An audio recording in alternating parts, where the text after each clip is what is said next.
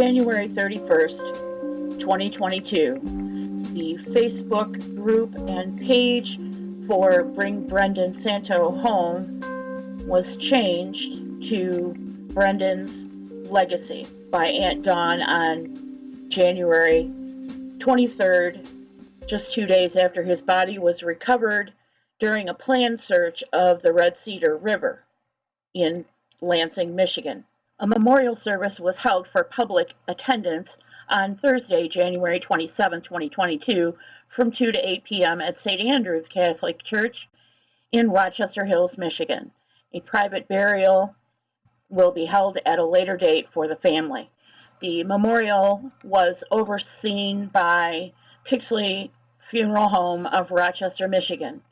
Pixley Funeral Home is a family business, and they are our family friends as well. There was something about this case. I did not know the Santo family personally, but there was something about this case that kept sticking in the back of my mind the whole time I was one of the thousands of people helping Aunt Dawn with publicity and keeping Brendan's story in the public. And that was something that I did not realize or remember until the day his body was found on January 21st, 2022. He is the spitting image of a guy I went to school with. Same scenario, small town. The guy that I went to school with, his name was Bill, and he was our church youth group president.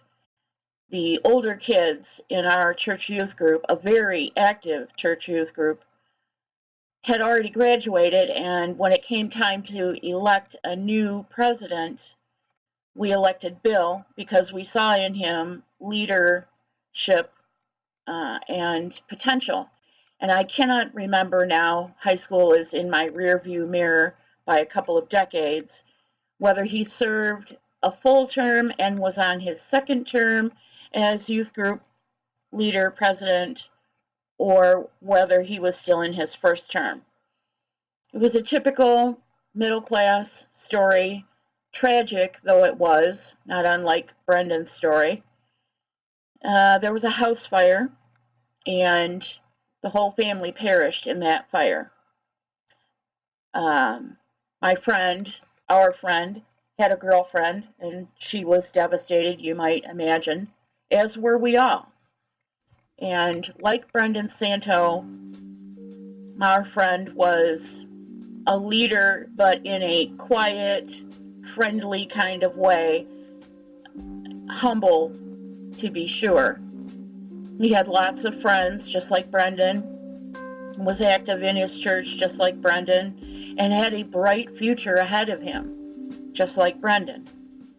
When I realized that the scenario reminded me of my friend, kind of took the wind out of my sails, and I couldn't do anything for Brendan other than publish on that Friday that his body had been recovered.